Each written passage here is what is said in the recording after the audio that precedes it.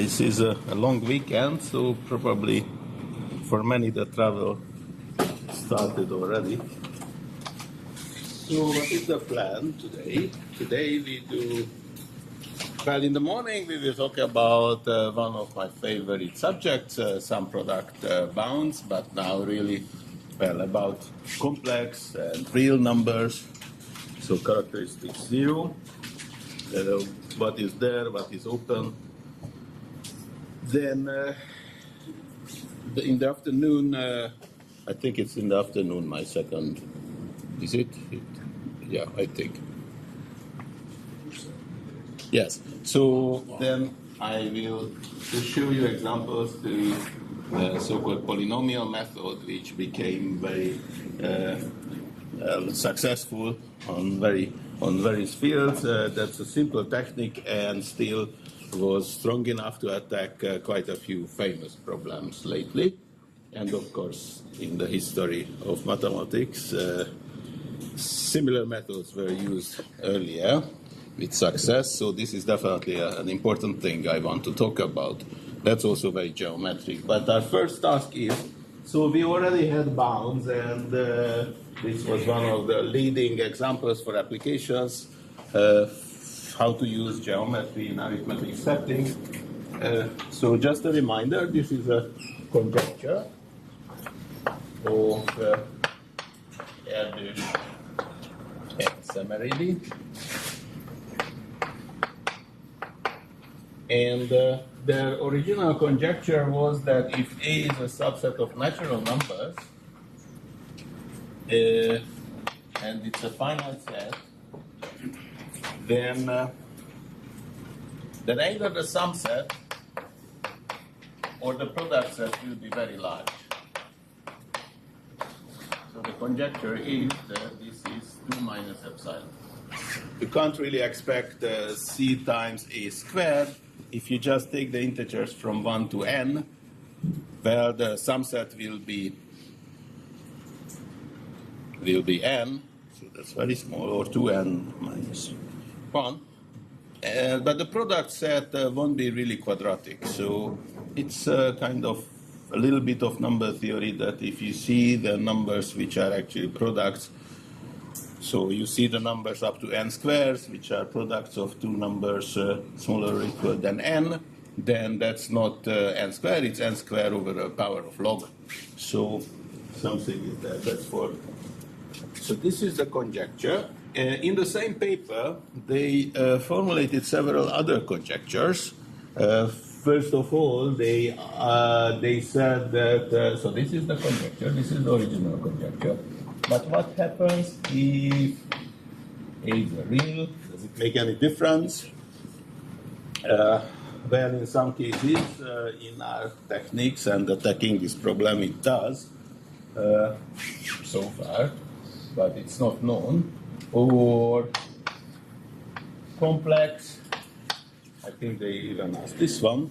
Also, they asked something else, some stronger conjecture, which last week in Athens, in Georgia, there was a conference, and I suggested that maybe you should search for a counterexample.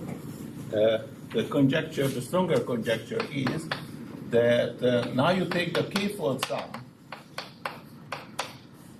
So that means that you take, just to explain this one, you take A1 plus A2 plus AK. So this is a k-fold sum.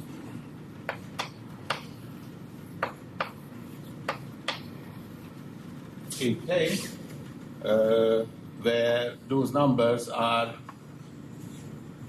so A1 up to AK are from A.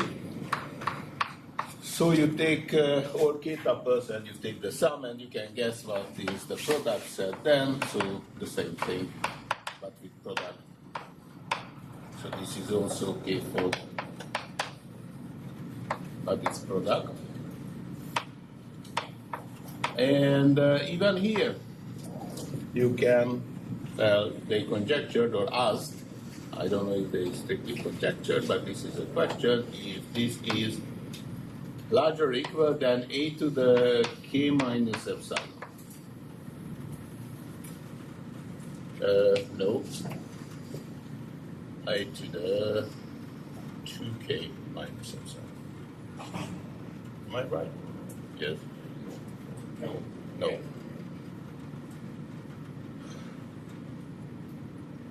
Yes, sorry. Again, they asked, and there are some nice results for integers to this k-fold sum, but check if you can disprove this conjecture for complex numbers or maybe even for quaternions. So this is a question. I don't think that it will hold for quaternions, but that's just my counter conjecture here at this point.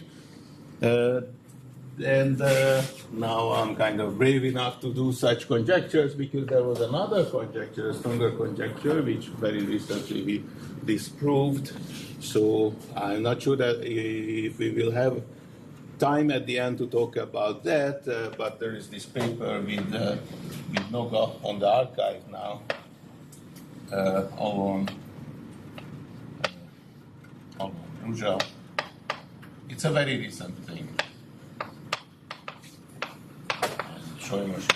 Where they ask, instead of taking all pairwise sums and all pairwise products, to take the sums and the products along the edges of a graph. So let me at least introduce the problem. There are still open questions here. So I don't think that we solved the problem completely. But now let's see a variant, and that's also a good example. In additive combinatorics, sometimes you can't consider all the pairs. You just consider a subset of the pairs. For a subset of the pairs, you know that along this graph, along those pairs, if you consider the sum set, then it's small. And then you want to conclude something from that. So let me introduce the notation, and then I will write another open problem there, which is a very basic problem using this notation. But let me just introduce this first, that if you take the sum along a graph Gn, that means that you take all ai plus aj under the condition that ij is an edge in your graph. Okay? So you take some edges just, and along the edges, again, you can guess that the product set is the small. And the conjecture was something like that, let us suppose that the number of edges is larger or equal, so it's on n vertices, is larger or equal than n to the 1 plus c, then maybe, so this was the question, maybe this implies that the sum set along this graph, or the product set along this graph is large, which in this case would be n to the 1 plus c minus epsilon. So if you see when the exponent goes to, this constant goes to 1, then this implies the original conjecture, yes? Because that means that you take all the pairs, or almost all the pairs, then either the sum set or the product set is quadratic. Now, so in this paper, we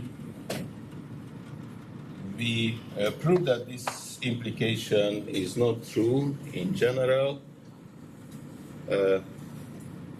We can't really show what's happening here, but so anyways, we had constructions. If time permits at the end, it's a simple construction, so maybe I will show you. But this is, again, a stronger version, which was not true. This is much harder whether it's true than to prove it, or if it's not true, then to disprove it. There is a beautiful work of Meichu Chang, Jean Bourgain and Meichu Chang, where for integers they have reasonable bounds, not close to this, but at least they show that as k grows, then this exponent will grow. Not linear, it's actually some kind of log in magnitude, but at least that's hard. For reals, we don't really have such results. So there is a difference between complex and reals. And I introduced this notation, so I can't resist to mention a very nice problem of, and there is a paper of Netzkatz and Terutau, where the question is the following, that so given a set, well, actually from any abelian group, but let's just state it with reals, those are kind of imagine, and the size of it is n, and we know that well, what do we know? We know that a plus a along the graph on n vertices is actually very small. It's smaller or equal than n. Question is that, and they have a nice result, but what is the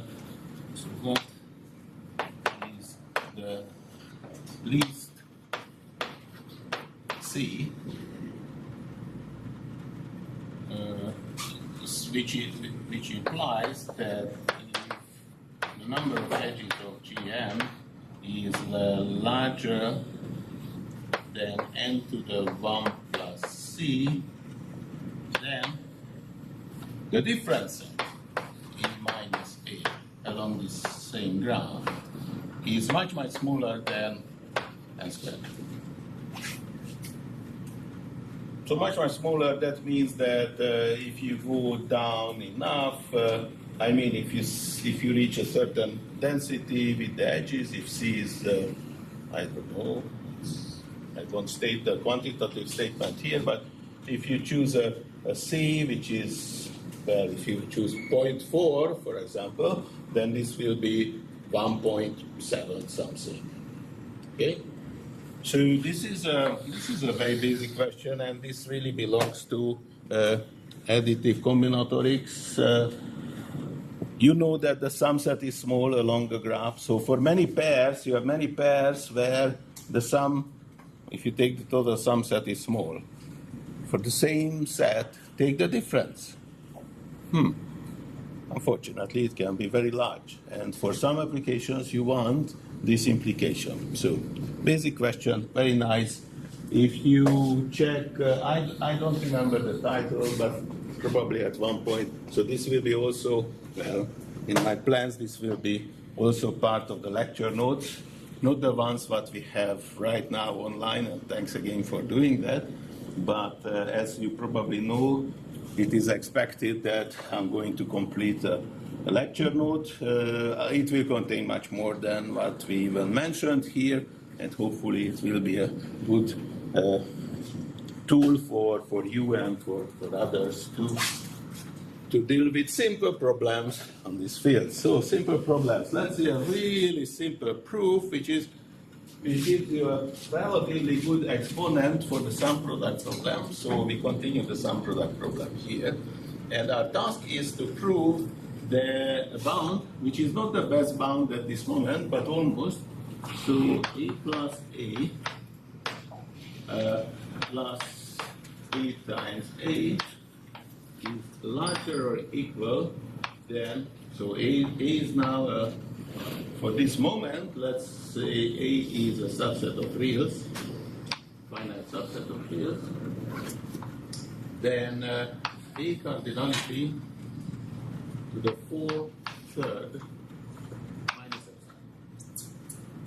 instead of minus epsilon, I could write over log, but it doesn't matter. I just gave it like this. And I think that the world record at this moment is A plus a C minus epsilon. And this C is almost 1 over 5,000 or 1,000. 1 over 1,000? Yeah. Not exactly? Yeah. 5 over? 5 over like 5,270. 70? I need this, the number. Don't worry. So something like this. So there's hard work to kind of improve this. What's happening here, well, I won't talk about this one, although you will see from the proof that if you reach or if you are very close to this exponent, then there is a very strong structure, multiplicative and additive structure. And one can absolutely non-trivial work, actually. It's hard work. I think first it was done by, or it was initiated by Konyagin and Shkredov. They just proved that there is this number. I think back then it was 1 over 20,000 or who knows, whatever it was. Anyway, so let's just aim for this one. And your homework for the next year, improve it. I mean, you will see this proof is very simple. Using this method, I don't see how to improve it significantly, but maybe there are other simple methods. Right. So this is our plan, and let's see. First of all, I told you before that it's a good idea to deal with additive or multiplicative energy instead of really counting the size of this set. So we are going to prove not exactly this, but the ratio set. That's where we are going to prove this bound. Which is a little bit of cheating, but not much. That's one place where you will lose a log. So what's happening here? If you have a solution, so multiplicative energy, and now it's multiplicative energy, is the number of quadruples A, B, C, D, right? Such that A times B equals C times D. Now, if A times A, so in cardinality, is smaller or equal, then A to the 1 plus C, for a constant, then what do we know about the multiplicative energy? What is the bound we have? I want to say that, okay, if we have this, then we have many solutions of this equation. What do you think? So first of all, how many pairs are there? There are A squared pairs. So let's just see a quick counting. There are A squared pairs like that, this, and they will all go to one of the entries of A times A, right? So say T1, T2, up to whatever it is, say N, Tn, right? And so you have A1 times B1 equals A2 times B2 equals Ti. So here you see any pair will give you a solution, will give you a quadruple, yes?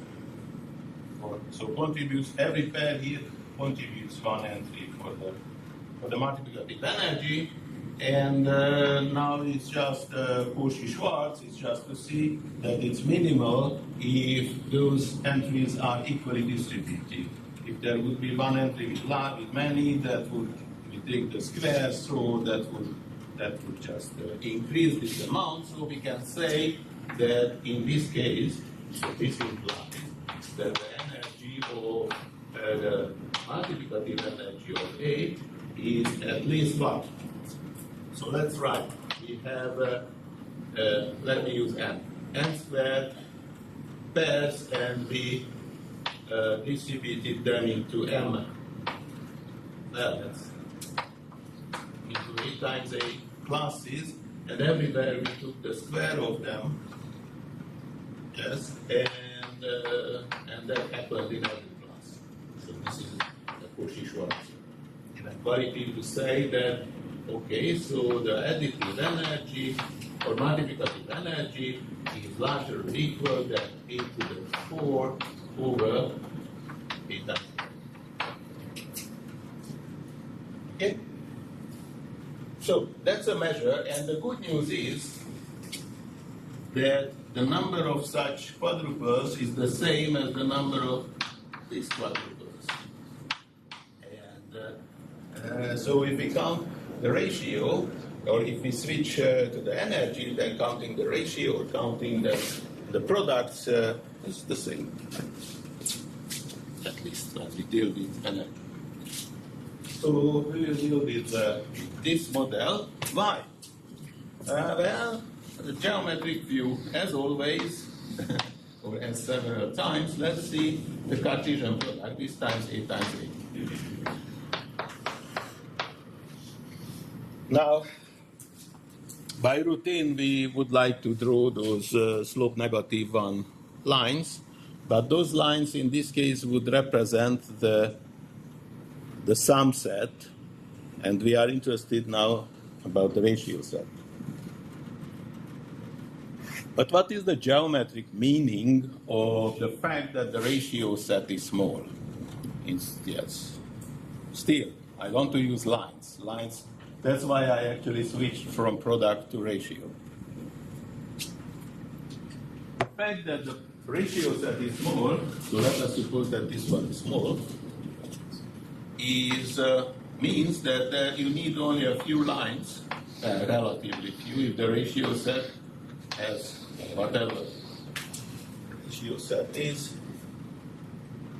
Right along this line, all the entries have the same ratio, and the whole ratio set is supposedly not large. So we need a few lines through the origin to cover the whole tree, and that's what we are going to use. So let's say the lines which we are using are L1, L2, Li, Li plus 1, and up to the last one is Lm, say. Now, a little bit of cheating. So, counting the energy, you want to count the number of point pairs on one line. So, how many point pairs you have, where the third point goes to the origin. That's exactly the number of solutions here for point pairs. Anyways, a little bit of cheating here, but again, a dyadic cut will do the job, so I don't care about losing the log. That let us take the lines where the number of points is about the same, well, not more than twice, so it's between 2 to the j and 2 to the j plus 1, it's the usual trick, or their contribution to the energy, and consider those lines only and those points only. You will still have many points and you still have the same energy, roughly the same energy. So, as a cheating and just to understand the argument, let us suppose that all lines have the same number of points. Okay, so cheating, warning, but let us suppose it's just a technical that every line contains how many points? Well, there are m squared points and a over a, which is in this case m. So anyway, a squared as the number of points of the grid, and we covered it with no more than E over A lines, contains that many points. And above. Of course, it's not true. If you see the diagonal, that contains N, and probably there are other lines which contain a few only, but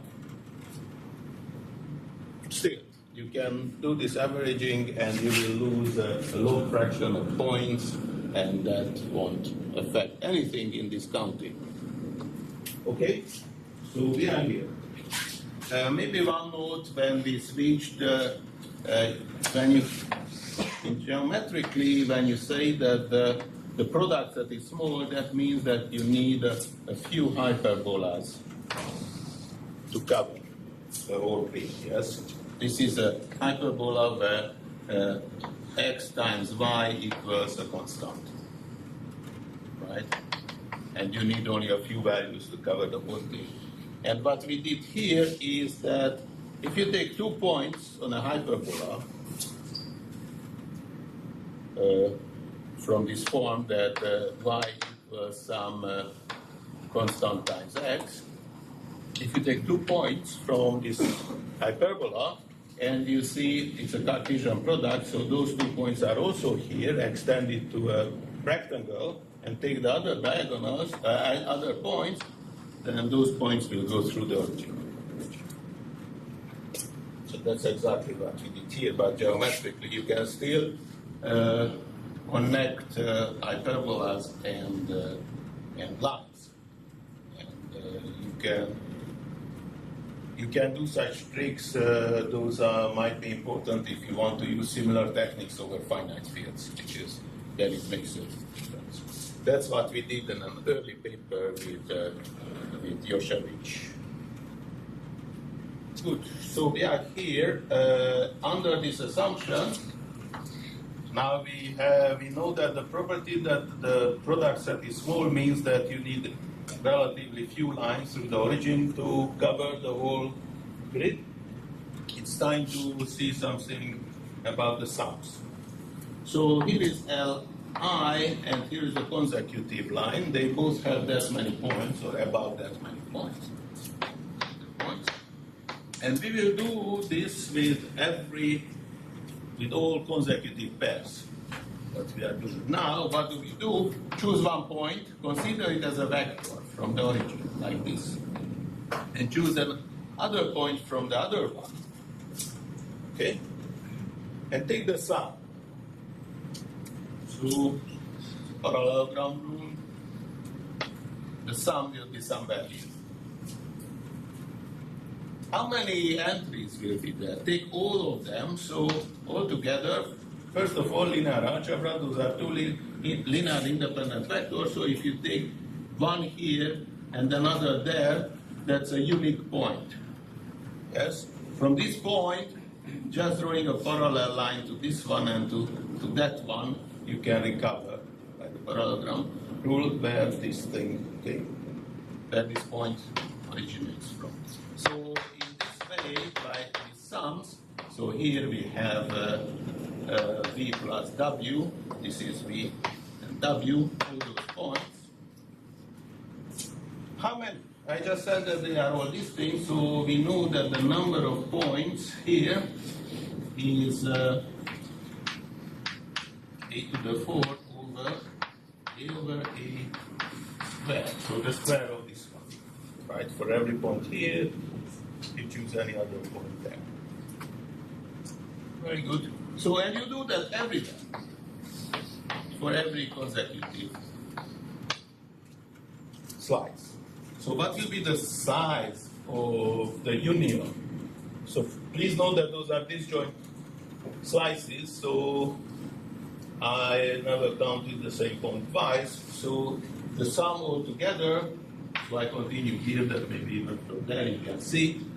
So we have in one slice, we have inside this that many points. The number of slices is M, or A over A. So we have the ratio set, let's start with here, times this. So that means a to the fourth over a over a squared. Right, so now what is the key observation? Here the coordinate of B was, say, A and B, that came from the set. Yes, every point comes from the set. It's a Cartesian product. So two entries from A, B, and this one was, say, CD, C and D. What will be the coordinate of this point? Well, the coordinate of this point here is B point, B plus W will be, the first coordinate will be E plus C, and the second coordinate will be, I don't use the vector notation, it's just, the second will be B plus B. Right? It's just vector notation. That means that all those points here live inside of A plus A times A plus A, this larger Cartesian product. So if you consider A plus A and A plus A, yes, the x coordinate is there, the y coordinate is there. So all those points are in the Cartesian product of the sum set. Yes, and it's a subset of it. So we are ready to complete the inequality. I can do this part. Here. Can you see if I write here? No. Then I better continue. Well, I can continue here. You know, it's just. Okay. So where are we? We know that in every slice we had a to the 4 over ratio set squared, and there are as many slices as the ratio set, plus minus 1, it really doesn't matter. So we know that we ended up with a to the 4 points over A. And this is a subset of the Cartesian product of the sum set, so this is over or equal than A plus A squared. And we are done. We are done. So A to the 4 is a lower bound on A plus A squared times A over A. So in particular, one of them should be larger than 4/3. But we see another observation from here, which is, well, not trivial. Well, from this formula, it is trivial, that if A plus A is very small, so if A plus A is smaller or equal than C times A, with some C, that implies, well, the implication is there, that the ratio set is as large as it gets. Some C times, well, another C prime times A squared. The same is true for the product set. This is not a new result, but from here you see. Unfortunately, it's not symmetric.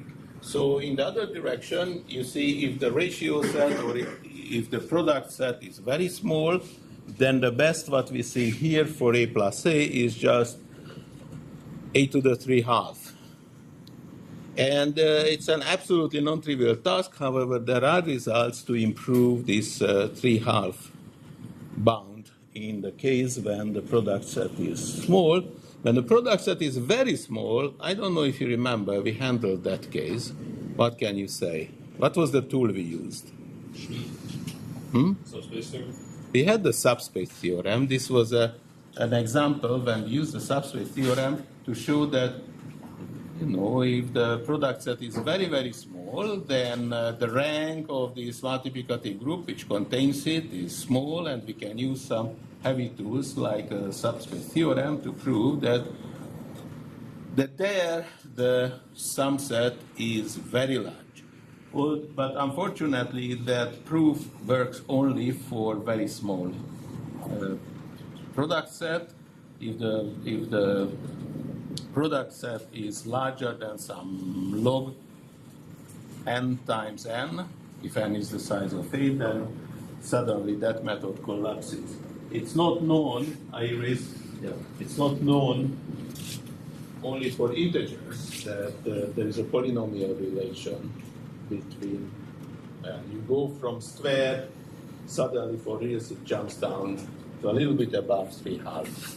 Anyways, we're done. So this was a very simple proof. I think we agree that I cheated a bit, not much. You can check the countings. There are several explanations, notes on this. And we have time to see more, but I want to emphasize something here. So geometry was what really helped me. This from this picture now we can recover the result, but what's happening here is more general. There is a more general approach which can help you to prove the same for complex, which first was done by Konyagin and Misha Rudnev, but also for quaternions and some families of matrices. So now I'll do really something against my will. I will go from 2D to 1D. But we will learn something from it.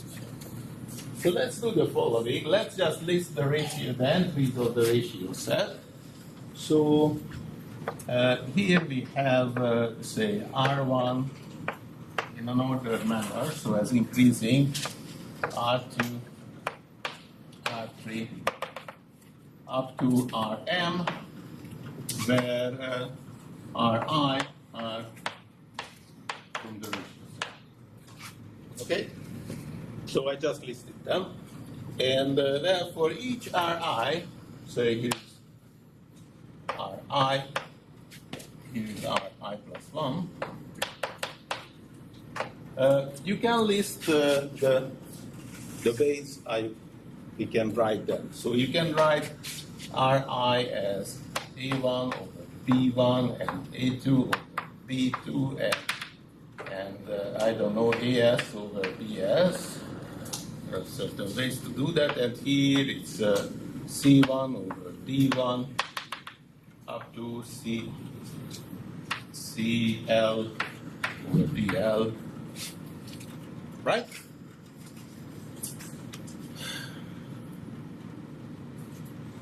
And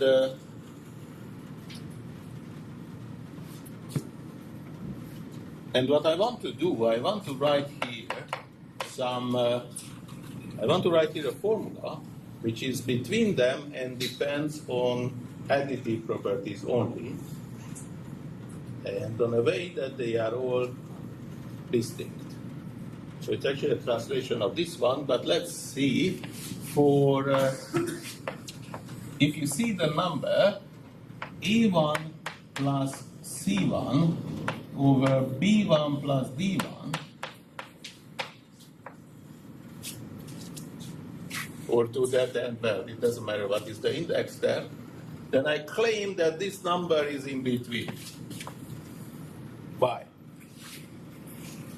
So first of all, if so, then please note that, of course, this is just a function of the two sums. So then I can use, and if they are all disjoint, then I can use the same trick, because the square of the size of the sum set is clearly abound.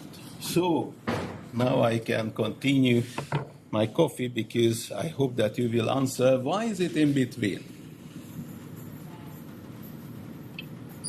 I claim that it is in between, but is it?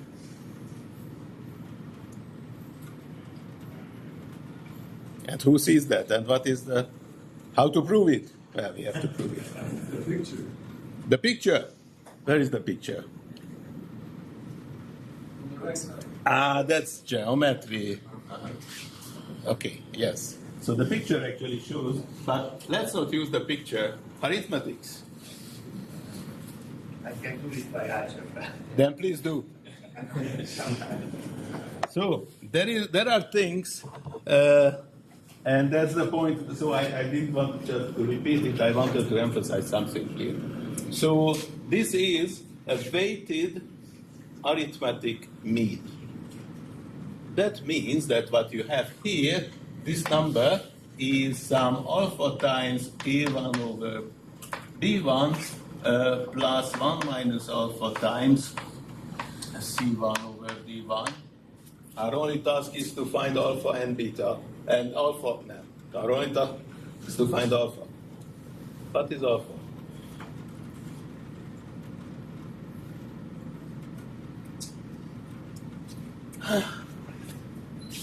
So I will multiply this, I will multiply this. So if I write B1 over B1 plus B1, and here I write D1 over B1 plus D1, and then I multiply it here with A1 over B1, and here it's D1 over D1, then I get exactly that. You see, so the weights, and you see that the sum of them are 1.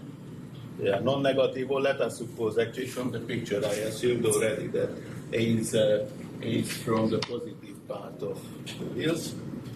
Anyways, it is in between, but you write that there is a geometric proof. You see that this is one ratio, this is the other ratio, and the sum set is in between.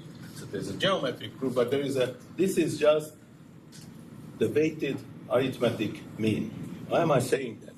Because if you use any mean, there are many different means. Actually, there's a big family of means. What is relevant here called Kolmogorov mean. So you have the function outside and the inverse inside. Let's not go into the details. But okay, so we have that this is in between. Okay, now I give you this number. Based on this number, you will find the nearest Ri and Ri plus 1 then. So if I give you this number, this ratio, then you can recover this number and that number.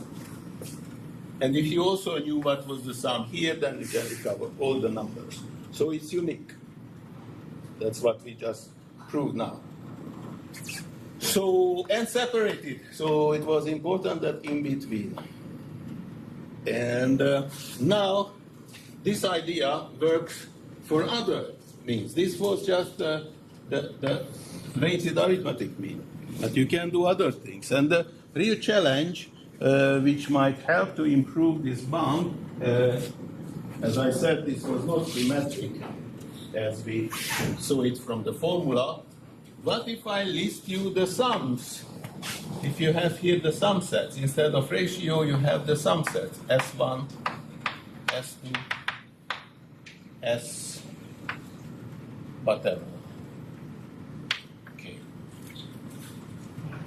Can you find some kind of mean of the two sides? So here you have Si and Sj, which depends on products, on A times B over C times D somehow.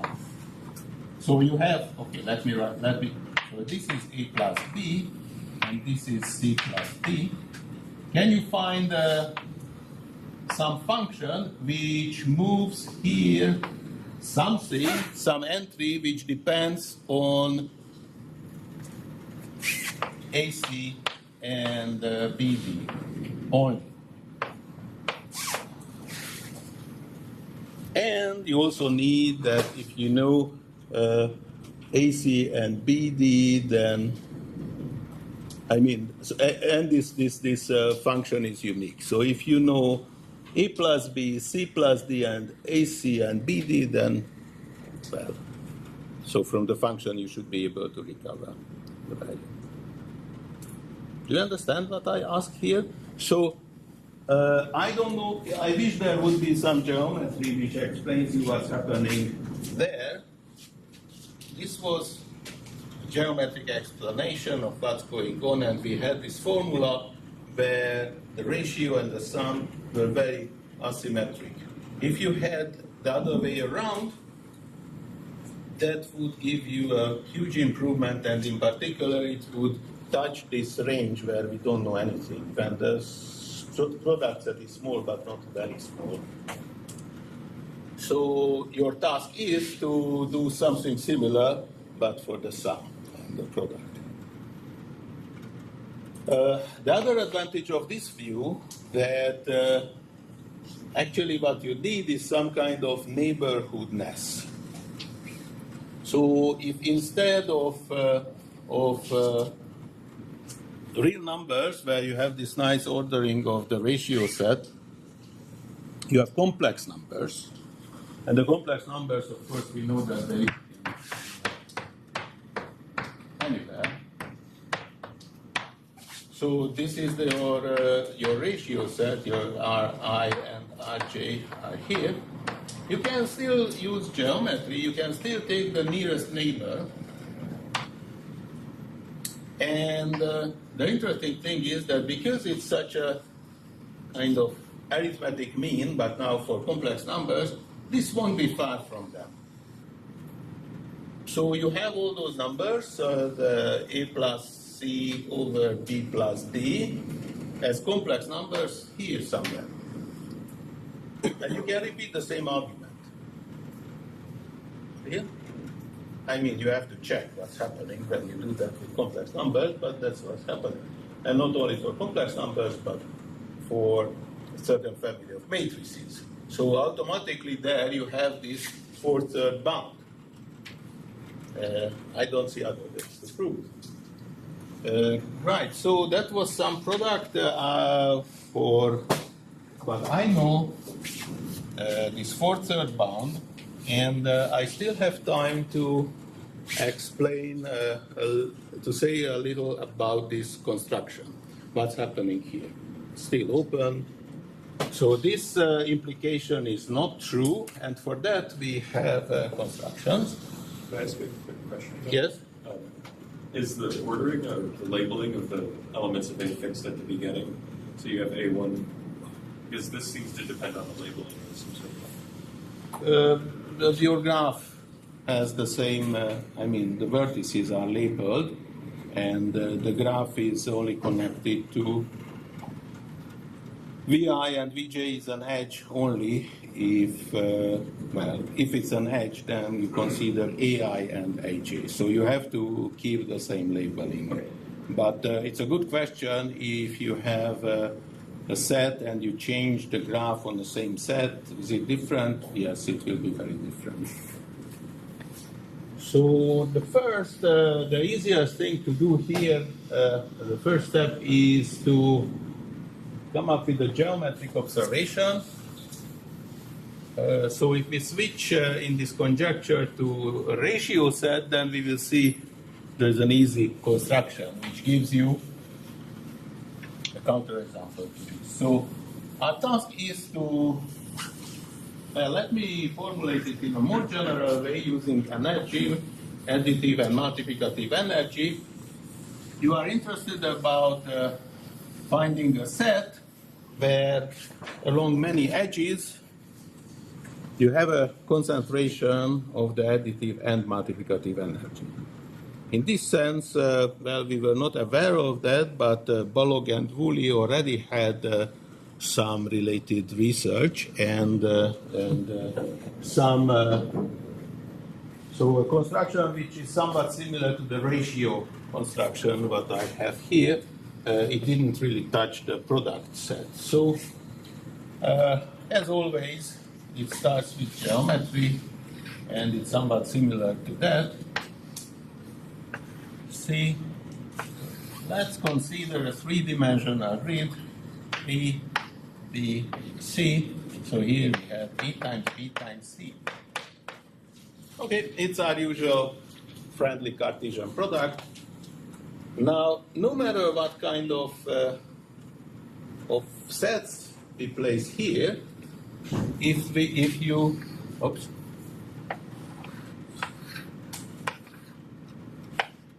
you consider this one as this is the XY plane, and you tilt this whole grid down to the plane, so it has several layers, yes? And you push it down to the plane, or if you wish, it's a projection into a kind of generic direction, but to the halving, the angle halving vector. Then down here you will get something like the first layer, second layer. So the whole thing will go down. Yes, whatever you had here as a vertical line, as a vertical line, now it will be a slope 1 line. So after pushing it down, it will look like, so this was the base layer, and this is the top layer. And the layers are in the levels. Agree? This set here, well, it's not a Cartesian product anymore, but in this set you know that for the points, for the projected points, the sum set will be small, or actually the difference set in this case. If we push it like this, then the difference set is the same along the line like this, yes? So now you have a point set, and no matter what was the arithmetics here, no matter what did you do there, for those points down here, for this set of points, A minus A is small. And by small I mean not terribly small, but well, let's write. So if A and B, if A and B and C has the same cardinality, N, then well, difference along this graph. So now what is, oh, I used 8 twice, sorry. What I meant is, let's say, a D, where D is, you take the projection here and there. So first you do this projection, you push it down, and then you see that this is a point set in this region. You have points here only, but you can take the projection and you get a set D here and the set D there. The important thing is that in D, along this graph, so what is the graph? The graph is defined by the points which are projection points. You see, that's D cross D, Cartesian product. And some of the points come from the grid, the Cartesian product, others are not. The points, those are pairs, those are the edges of your graph. So no matter what you do, what will be the size of the difference set? If you are interested about the sum set, then you project it down to the other direction. So in this sense, sum and difference, those are the same. So please help me, what will be the size? What will be the size of the difference set?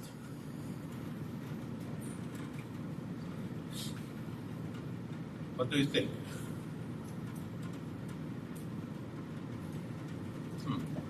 It's not an integer grid, but you have those vertical things. There is no guarantee that there are such lines along here, but anyways. If you see one point here, then you know that it comes from a vertical line. And the vertical line contains how many points? N.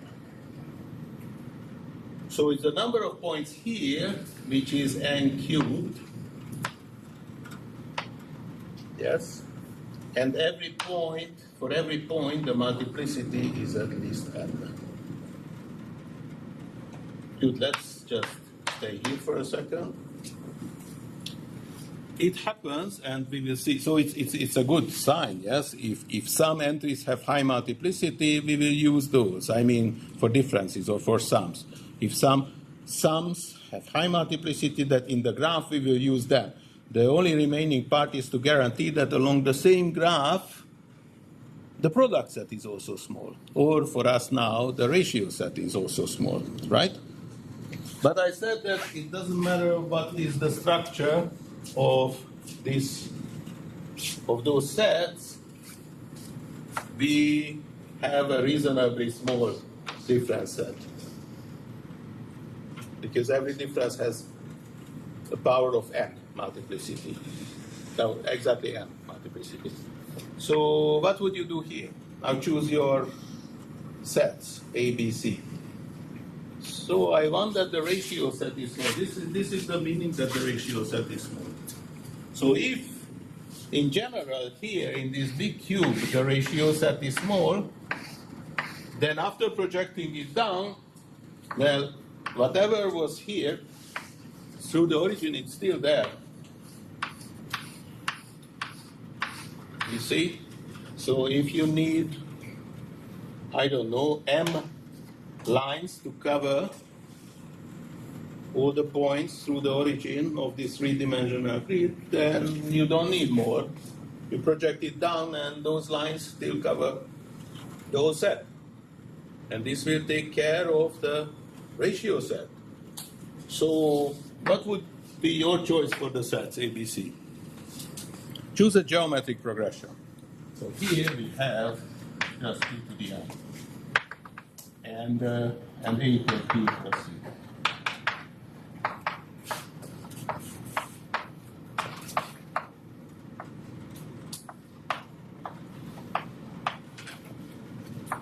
Okay, so now here you have a geometric progression, and geometric progression.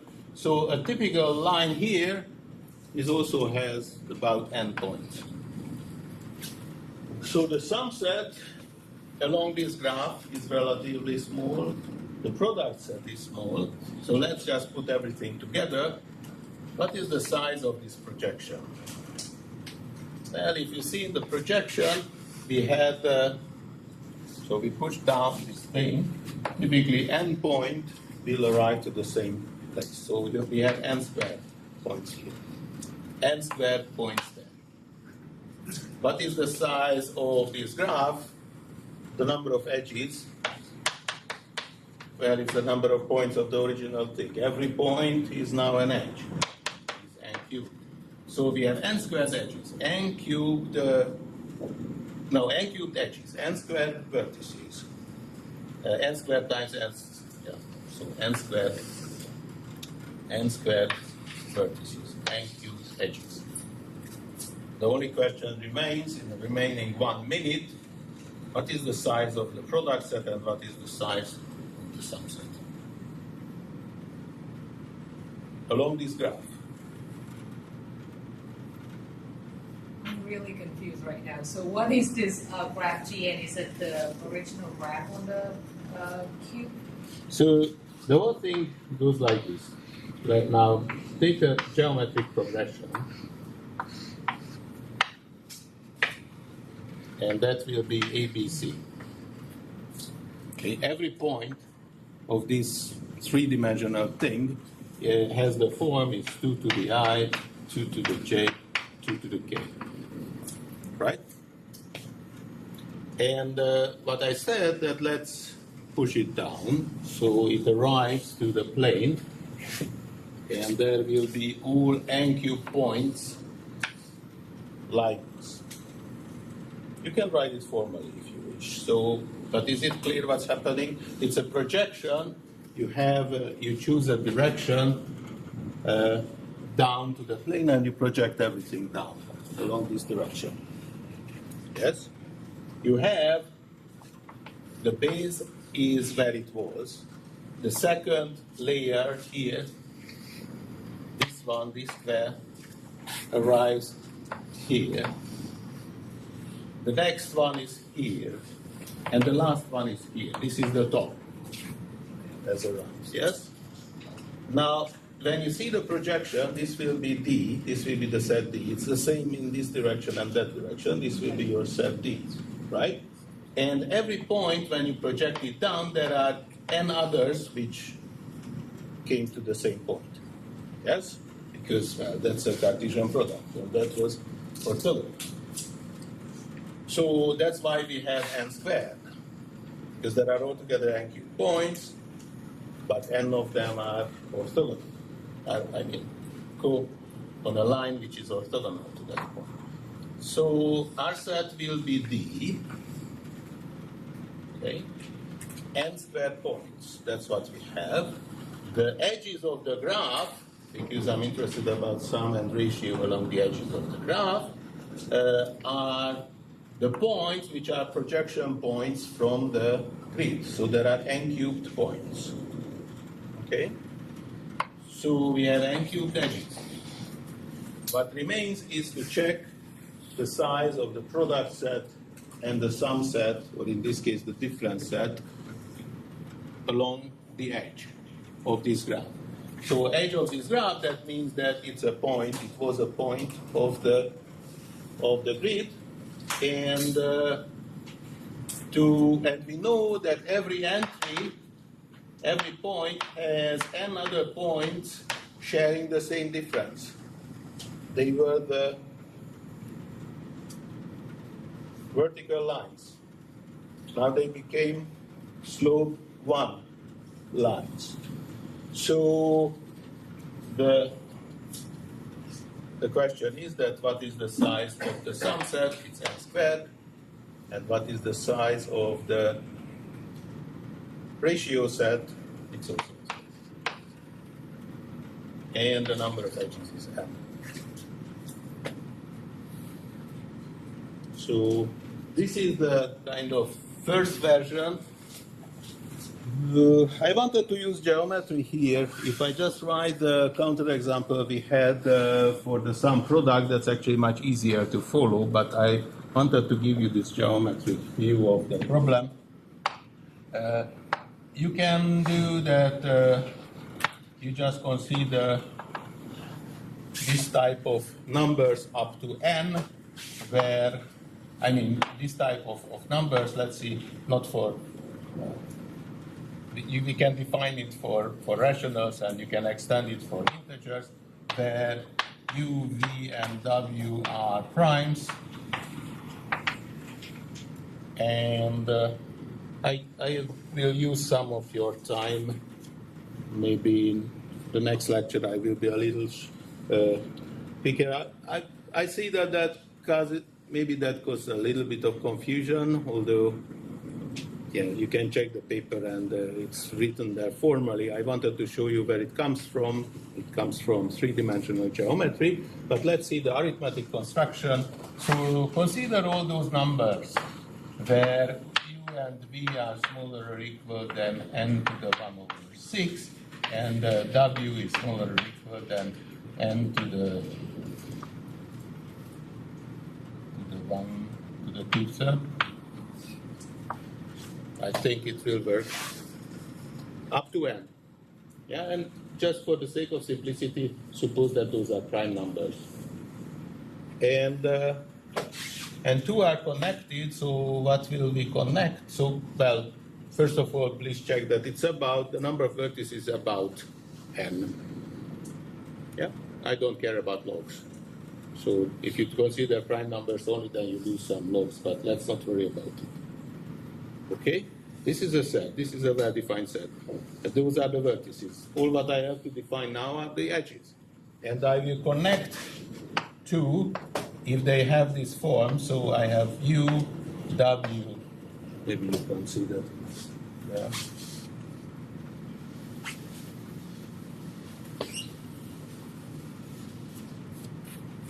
So we connect u, w, v. This is a vertex with v, z, u. Right? Where z is a prime smaller or equal than n to the 2/3.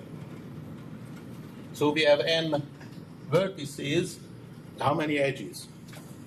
How many edges are here? Just see this construction.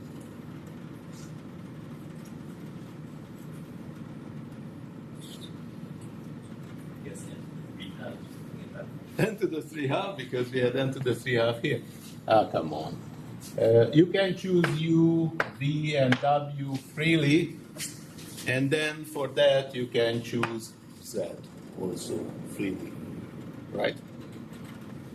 And so what is it? This is N and N to the 2/3, so it's N to the 5/3.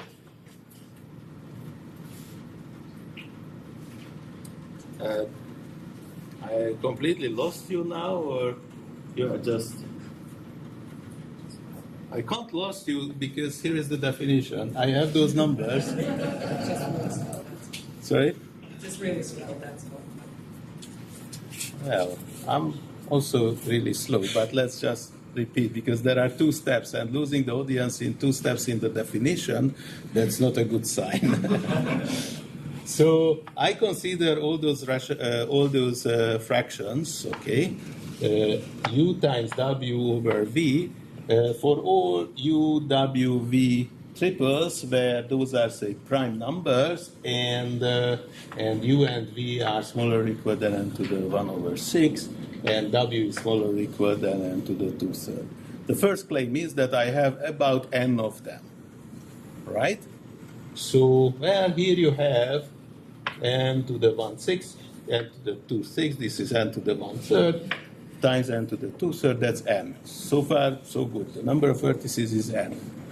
Maybe you just have to use some log factors. I said several times that you are not paying attention. I said several times that we are losing some log, and let's not worry about it. And okay, now I got you. Good. We have the vertices, about n vertices. When do we connect 2 vertices? If they have the following form. So there is this U, V, W. I move here V, down here U, and I choose another number here, Z, which is smaller or equal than, so from this vertex set. This defines an edge.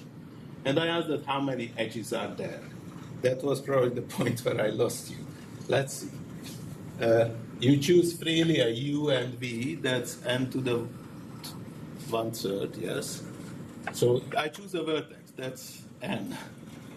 And now I select the neighbor, only the neighbors, where up here I have V, down here I have U, so I have freedom to choose Z, which has n to the 2/3 choices.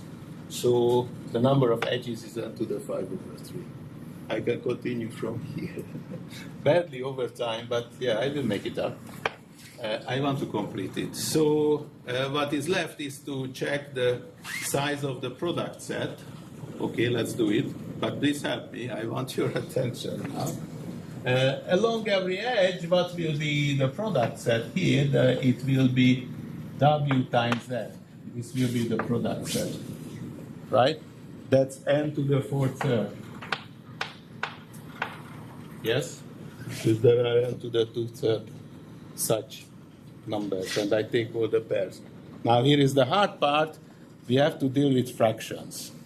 And I know that if you ask students to deal with fractions, then but come on, we should be able to do that. Let's see, UW plus BZ. So I have to take the sum. Fractions. Fractions are killing us.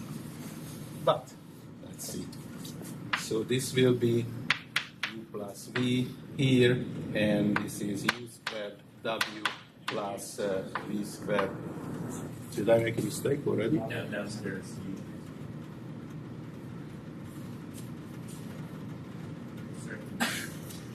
What is the mistake I made?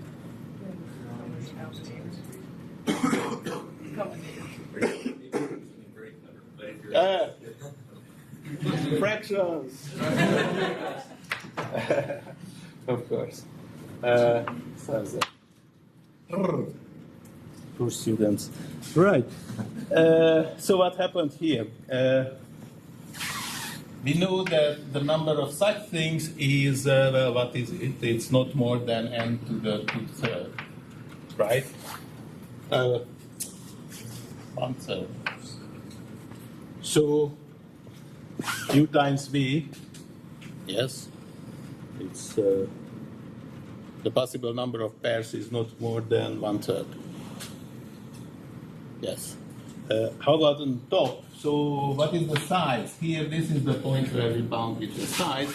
So this one is n to the 2/3, and this one is n to the 1/3. So that's n to the 4/3. What?